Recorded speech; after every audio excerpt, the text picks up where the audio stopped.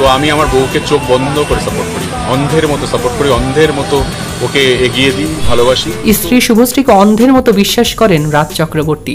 দীর্ঘ 10 বছর পর একসঙ্গে পর্দায় ফিরছেন দেব এবং শুভশ্রী। কৌশিক গঙ্গোপাধ্যায় পরিচালিত নতুন ছবি ধূমকেতু ঘিরেই ইতিমধ্যে উন্মাদনার পারদ চড়েছে টলিপাড়ায়। গত সোমবার 4 আগস্ট নজরুল মঞ্চে ছিল সিনেমা ট্রেলার লঞ্চ।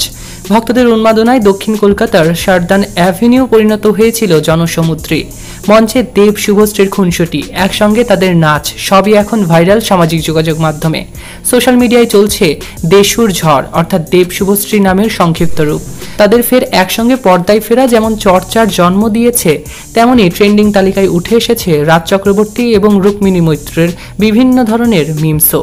তবে দেব শুভশ্রীর সাবেক সম্পর্ক নিয়ে বর্তমান সঙ্গীরা যে যথেষ্ট পেশাদার এবং উদার মনোভাব সম্পন্ন তা ফুটে উঠেছে নিজেদের বক্তব্যেই।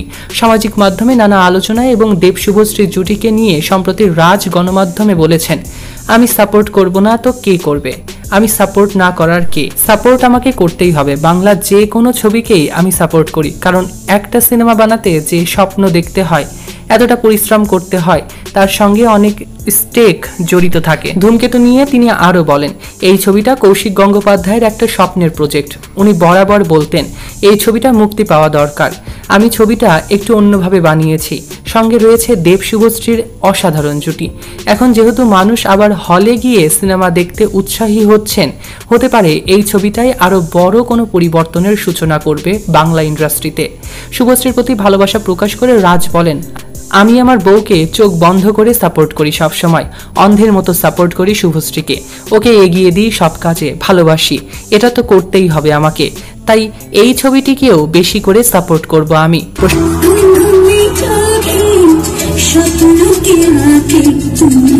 প্রসঙ্গত 2018 সালের 11ই মে রাজ এবং শুভশ্রীর বিয়ে সম্পন্ন হয়েছিল। এরপর 2020 সালের 12ই সেপ্টেম্বর তাদের ঘর আলো করে আসে তাদের প্রথম সন্তান ইউভান চক্রবর্তী। আর 2023 সালের 30শে নভেম্বর জন্ম নেয় তাদের কন্যা ইয়ালিনী চক্রবর্তী। পরিবারে এই ভালোবাসার পরিপূর্ণতা ইতিমধ্যেই চোখে পড়েছে সোশ্যাল মিডিয়ায়। রাজ শুভশ্রীর একে অপরকে মাম্মা বলে ডাকার অভ্যাসটাও রীতিমতো জনপ্রিয় হয়ে উঠেছে অনুরাগীদের মধ্যে। রাজ যে শুভশ্রীকে এমন দারুণভাবে সাপোর্ট করেছে তা দেখে সত্যিই সকলে আপ্লুত।